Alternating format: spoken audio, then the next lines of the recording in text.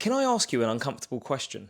What if you are the crewmate that nobody wants to work with? The truth is, the people who make the shift really difficult don't even realise they're doing it, so let's find out if you're one of them.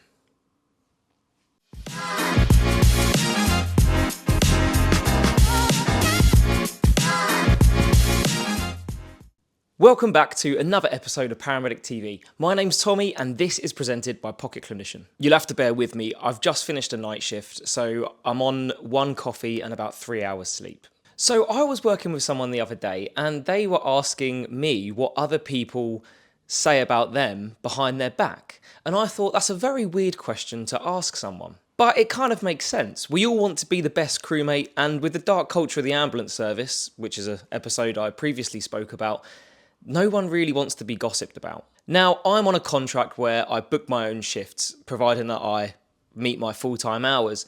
And so I get moved around a lot. And a common thing that people say to me is, "Oh, I'm glad I got put with you today."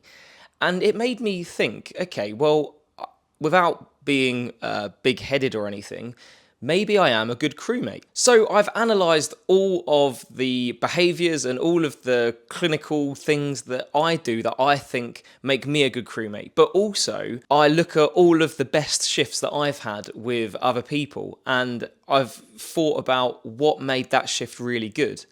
And I realised one thing. The thing that actually makes you the best crewmate isn't your clinical ability. It's the amount of fun that you provide on the shift. Which kind of makes sense. I can work with the most clinically incompetent person in the world, but as long as they're good fun, I end the shift thinking that was quite a good shift, because if they're easy to manage, yeah, they might need a lot of help or mentoring, but as long as it's fun and they're easygoing. And I thought, do you know what, that's all that really matters. So these are the things that will help you become the best crewmate. Before we start, if you want top level educational content to help you out with your degree or whilst you're out on the road, head over to pocketclinician.co.uk and you can grab yourself an absolute bargain, because there's a 31% sale on at the moment. Not sure when it's going to end, so if you're watching this, quickly head over there and see what you can get. Also, I haven't forgotten about the competition. So I still haven't got enough people making their subscription. And don't worry, I still haven't forgotten about the giveaway, but there's still not enough people who have made their subscribers thing public. So here's a video on how to do that. That way I can see who's actually subscribed to this channel and pick one of you to win the Student Paramedic Bundle. So open up YouTube and go to your account in the top right hand corner. You want to go down to the Settings tab, and once that opens you'll see a list on the left hand side. Click Privacy and then you'll see Subscriptions and a little thing that says keep all my subscriptions private. You want to make sure that that is off. Okay, so the first thing on the list that makes you the best crewmate is make the shift easier, not harder. Now, I would describe myself as a fairly easygoing person. If someone wants to drive, I'll attend. If they want to attend, I'll drive. I really don't care. And I don't really worry too much about the half and half structure or the job about structure. If you're on a night shift and your crewmate is getting really tired and you can see they're struggling to drive, don't say, well, they've still got another job before we swap. Just offer and say, hi, I can see you're really tired. Do you want to swap now or do you want to do it a bit later? It just makes it a bit more easygoing and makes your crewmate feel a little bit more comfortable about the fact that they feel really tired. But even the other things, like restocking after each job, cleaning the vehicle, grabbing the monitor, it's just the things that make the shift a lot easier before you rock up to a job and find out that your crewmate forgot to restock the nebulizer, so you're going to have to go back to the truck, get a nebulizer and then give it to the patient. So yeah, there's a lot of people that are really stuck in their ways and they're structured in what they need to do throughout the shift to make themselves feel better about it. But actually just sit back, relax, enjoy the ride and be easygoing. It's not particularly difficult, but it makes the shift a lot easier and people will look at you and say, do you know what? They're pretty easygoing. I'll work with that person again.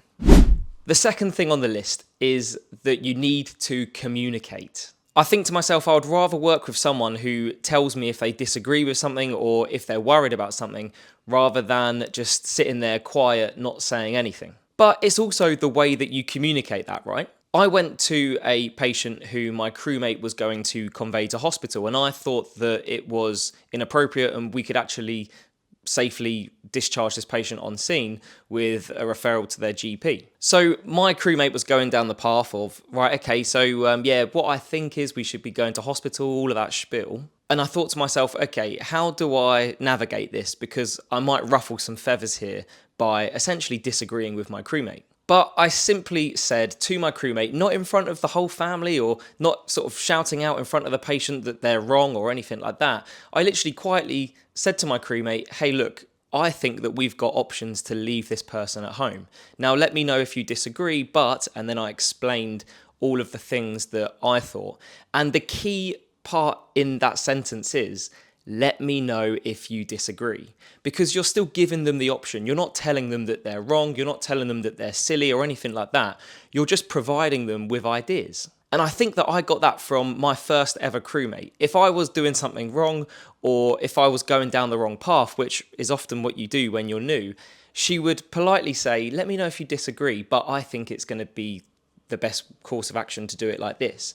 And I thought that was a brilliant way because I didn't feel bad about it, and we just changed the course of action or changed the treatment plan and everything was fine and dandy. The other thing is communicating when something is going wrong. Now, the best crewmates I would work with are the ones that I would also trust in the back with the patient. Now, if their blood pressure drops or their heart rate skyrockets or they become a little bit more unresponsive, I need to trust my crewmate to shout through to the cab and say, hey, look, this has happened. Can you pull over and come in the back? But there are people out there that are too worried about raising an issue like that. I don't know why. Maybe they feel incompetent or something like that. But actually, that's just our job. And whoever I'm working with, even if I can manage it in the back, I'd always let them know, hey, look, just to let you know, the patient has deteriorated a bit. I'm going to do this and this and this. So maybe just drive a little bit slower or avoid the speed humps or something like that. So yeah, the worst crewmates are the silent ones, and the best communicators make the best crewmates. Another thing that made me think about how to be the best crewmate is just being humble. We all have things that we're really good at and things that we're really bad at. So one of the things that I'm quite good at is the 12-lead ECG. But every time we print out a 12-lead ECG, I don't sit there looking at it going, right, well, I'm the boss of ECGs here, so I'm going to interpret this and I'm going to tell you what I think. I'll always give it to my crewmate, and yeah, if they need a bit of help, I'll give them some help, but if they're attending, then they can interpret the ECG and I might look at it afterwards if it's interesting. But there's no need to sit there belittling them about my expertise in the field compared to theirs. I've literally worked with people who are 6 months in and they act like they're a consultant. And throughout the whole shift, I just was gritting my teeth and hating every single second of it because they were coming out with things to patients that made them sound really clever, but actually wasn't factually correct. If you've just come out of ambulance school and you're feeling full of knowledge, or you've learned something new from a doctor, or you're feeling on top of the world because all of your KPIs were at 100% the other day, just be humble about it. Don't flatten your crewmate with you being or feeling like the best clinician in the world, because the chances are you're probably not. Just enjoy your knowledge, use it when it's required, but make sure that you are not overstepping the line in terms of becoming a little bit factually incorrect by making yourself sound clever. The other thing is,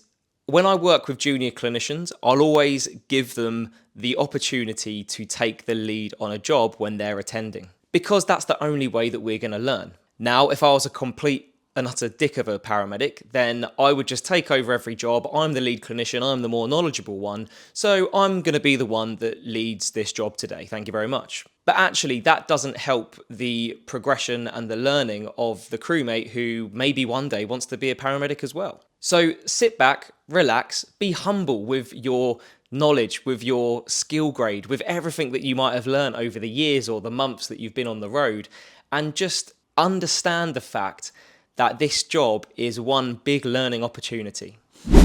Next up on the list is someone who looks after the crew also makes the best crewmate. So in my ambulance trust, it occurs quite a lot where if you discharge someone down the road from a local ambulance station, You'll drive to that ambulance station and your crewmate can fill out the paperwork on the sofa whilst you grab a cup of tea or use the toilet. Now, you're going to make your crewmate feel more integrated within the team if you say, hey, look, do you want a cup of tea? Because at the end of the day, you're a team, you should be helping each other out and really doing things for each other as well. If you go to a difficult job, ask if your crewmate is okay. Give them the opportunity to talk about it. And if you notice that throughout the day something's bothering your crewmate, then you can simply be nice and ask them, hey, look, what's making you struggle at the moment? Is anything going on? Do you want to talk about anything? Because you're treating your crewmate like a human, not this robot clinician that goes around treating people, checking people's blood pressure and cannulating people. So yeah, look after your crewmate, look after your student, and I can promise you, you will be a good crewmate. Next up on the list is something that really grinds my gears because a lot of people don't do this and it really gets on my nerves. This is owning your mistakes. Now, I will be the first person to hold my hand up if I make a mistake or do something wrong. I've even done this really stupid thing where we were pre-alerting a patient to a hospital and on our screen, I accidentally pressed the second hospital on the list instead of the one that was closest. I was quite new, so I didn't really know where I was going. We rock up at this hospital and my crewmate is like, where are we? Why are we here? We should be at this other hospital. And yeah, I felt awful, but I held my hand up and said, oh, I'm really sorry. I must have just slipped my finger on the screen and must have accidentally pressed it. Really sorry about that. I'll go to the next hospital. Rather than saying, no, I did press this hospital, so I don't know why the sat-nav took me here. And it happens a lot. You know, I'll call someone out on something that's happened and they'll say, no, that wasn't me.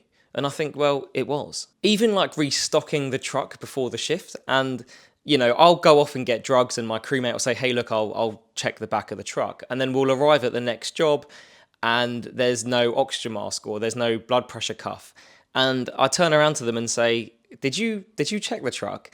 It's, you know, not being horrible, just sort of trying to be humorous about it, but making them realise that they should have checked the back of the truck. And they'll literally turn around and they'll barefaced lie to me and say, no, I checked it. The blood pressure cuff was in there when I checked it. And I think, well, you know, a ghost hasn't come along and nicked it, so I don't think there was. But don't lie about it. Just say, oh, I forgot to check that part of this monitor or this bag. You know, that's okay. We're humans. We make mistakes. So yeah. The best crewmate will hold their hand up and say, it was my fault, before blaming everyone else. Another thing that I do is, if something happens as a crew, it's everybody's fault. That's what I have in my head. Now, obviously, if someone is really clinically negligent and, you know, it's got nothing to do with me, that's fair enough. But you know those little mistakes, you know, driving off before you press the clear button and then control pulls you up on it. Personally, I think that that is a group mistake as opposed to just an individual mistake. So if your crewmate gets pulled into the office about something, it might be an idea to go in and support them and say, actually, we're a crew, that was also my fault, because it will reduce what feels like a punch in the face from a manager when they're getting hounded in the office for doing something. And ultimately, if you can see something that's going wrong, it is your responsibility to own up and say, hey, look, I can see this is happening. I think we should change our course of action here. So yeah, even if your crewmate does something that you don't necessarily agree with, but then they get in trouble, then I think that you are partially responsible for not speaking up about that. Now, I'm sure we've all worked with a flapper before. Flappers definitely do not make the best crewmates. The best ones are the ones who can rock up to absolute carnage, stay calm, get a job done, and just debrief about it afterwards. I went to a patient who arrested on us. We were in the back of the ambulance and we knew that they were unwell, but you know, we were sorting out the last little bits before we headed them off to the hospital. And then the patient did that whole and then just died. And I don't know what went over my crewmate's head, but he literally went batshit crazy. He opened the cupboard of the ambulance and things were flying out of it. He was opening bags and things were flying everywhere. He started shouting at me and I was like, what are you doing, mate? This is a really simple thing to do.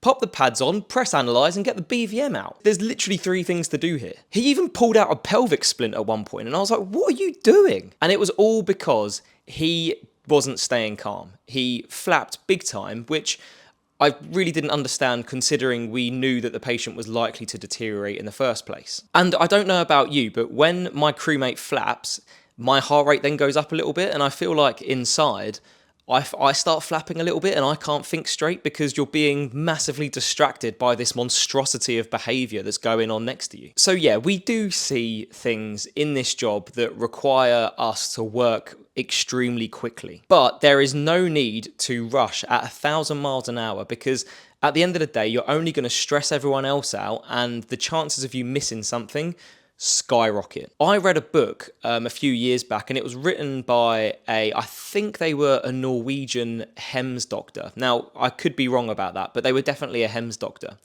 And he talks about taking 10 seconds. So his idea was that if he rocks up on a scene and it's absolute carnage to the point where his bandwidth has gone and he can't think straight, then even if you've got an airway problem, stepping back for 10 seconds, taking a deep breath, and then resuming the course of action is better than staying there and becoming overwhelmed with everything, because the chances are you're going to make a mistake. And if you've got a patient with an airway problem, that mistake is going to be a big mistake. So yeah, if you are someone who flaps, I think that recognizing that is the best start, to be honest. And, you know, I get it. We all get stressed out and all of that from time to time.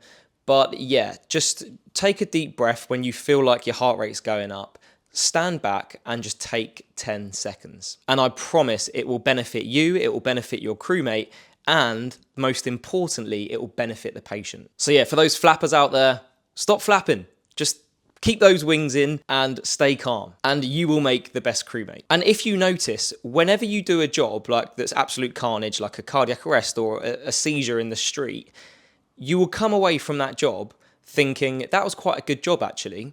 And I can guarantee you that it's due to the calmness of all of the clinicians on scene. Whereas you can go to a 5-year-old who's broken their leg, and if you've got a crew who are flapping, then you are going to feel like that job was just awful. So if you are someone who complains all shift, I can pretty much give you the badge for saying not the best crewmate. Just stop complaining and get on with the job. You get paid to do something very specific, so jump in the seat, do the job, and then afterwards you can go home and enjoy the money that you've earned. And if you don't like it, then, I don't know, go and work in a supermarket or a coffee shop or something. Because those crewmates who just sit there and complain all day just really get on my nerves. And, you know, I'm not talking about the crewmate who has recently had an issue with their relationship or their relative has died or something like that. Obviously, feel free to complain, let it out. You know, we're all mates at the end of the day. I'm talking about the crewmates who sit back, moan about every single job, and they start the shift with this. You wouldn't believe the crap that I went to yesterday. And I just think, oh God, here we go. It's going to be someone just moaning for 12 hours. And I'm sorry, I'm not going to put up with it.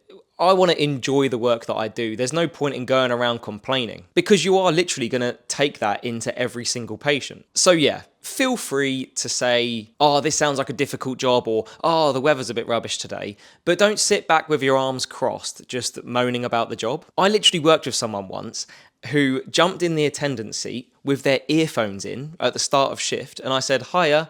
They didn't even hear me, right?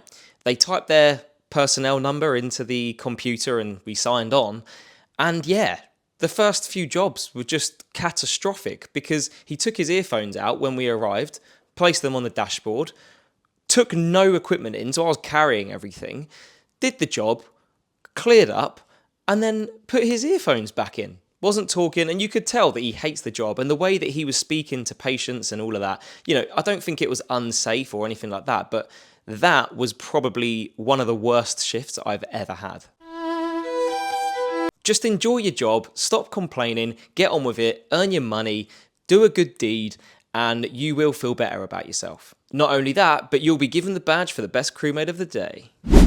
Next up on the list of what makes the best crewmate is the people who make patients feel safe. Now, like I said before, the best crewmate isn't necessarily the cleverest. They are just the ones that patients and crews remember. So if you can say or do something that puts that patient at ease, makes them feel really safe, put your hand on their shoulder and just say, don't worry, everything will be okay. We are here now. Being really nice to the patient and just constantly reassuring them as you go. They are the ones that make the best crewmates, because sometimes when you're attending or driving or whatever, you need someone there to be reassuring the patient, putting them at ease and making them calm. And by doing that, that patient is going to tarnish you both with the same brush. So if you're nice to that patient, then you're both going to be nice. And if you're horrible to that patient, then you're both horrible. So yeah, I really love it when I work with someone who is just really nice to patients, puts them at ease and makes them feel safe with everything that we're doing, because I do exactly the same thing. And not only that, but even when they are unwell, by reassuring the patient and keeping them calm, you're also keeping the situation and the atmosphere calm. Next up on the list is the crewmate that actually helps students. Now, I could make a whole episode on this, but there is a cohort of people that has this vendetta against students, like they're this new thing that just came up before they did, and they were never a student before, even though they were. And yeah, they just don't like working with them, don't like mentoring them, and won't even acknowledge when they walk into the room. Now, you don't even have to be the best mentor in the world. If you have the enthusiasm to help a student and on the job, do your best to involve them. Explain what you're doing through every single step of the patient's consultation, and then ask them questions at the end without making them feel like they're being put on the spot. Then you are a good crewmate. Because even when I'm mentoring a student, sometimes my crewmate will see things that I might not. So by mentioning that to the student or involving the student in ways that I might not be able to, we'll just put everyone at ease. It will make the student integrate within the team, and it will massively improve their learning. Don't be that idiot that doesn't like students or that moans when they get a student put with them, because you were a student once. Just be nice to the students, give them as much help as possible, and it will make everyone's day a hell of a lot easier. Last up on the list is they make the cab an enjoyable experience. Now, most of the day, you are going to be sitting in the cab with your crewmate, just you two. No patients, no managers, no colleagues, nothing. Now, some of the best shifts that I've had aren't when we went to the most exciting jobs. It's when I had the most fun in the cab. You got to remember that you spend 12 hours with someone. That is a hell of a long time. So being funny, being positive, and just enjoying the day will allow your crewmate to be put at ease and just feel like they've had the most amount of fun. Engage in really interesting conversations. What have they been up to recently? Have they been on holiday? You know, be interested in your crewmate. That is what matters. And personally, after shifts with mostly new people, because they're the ones that comment on how the shift went, they often say, oh, that was a really fun shift, thanks. And it's because I ask them what radio station they want, what music do they listen to, shall we connect our phone and listen to something funny? If I see like a funny video, I'll show them. I won't just sit there laughing to myself whilst my crewmate is wondering what I'm watching or looking at. And I will just have a laugh. I worked with someone a few months ago. It was a night shift. We were both very tired. And I just thought, you know what, let's just do some carpool karaoke. So I connected my phone up to the radio, played some absolute bangers, and we were literally screaming out the windows. It was so much fun. Just be nice, be fun to work with, be interested in your crewmate, and you will get the badge of being the best crewmate. So when I look back on my career, I genuinely can't remember who I've worked with who might be the cleverest or the best at ECGs or the ones who knows all of the guidelines word by word. But I can remember who made that shift enjoyable. Be that person. If you've got any crazy stories on someone who was a really bad crewmate, or your favourite quality of what makes the best crewmate, pop it down in the comments, because I want to see what you're thinking about. Apart from that, if you're enjoying what you're watching, don't forget to press subscribe, press that notification button so you know every time I've posted a video. And if you're listening on Spotify, then please follow me. Not literally, but just on Spotify. If you did want to follow me though, this is what I look like from behind. So remember that the PocketClinician sale is going to end soon. So if you want to grab yourself a bargain and master the ECG, get your scripts for all of your patient assessment OSCEs, or just need a bit of help with history taking, head over to pocketclinician.co.uk and save yourself some money today. Have a wondrous rest of your day. Thank you so much for watching. My name's Tommy and this is Paramedic TV. Until next time.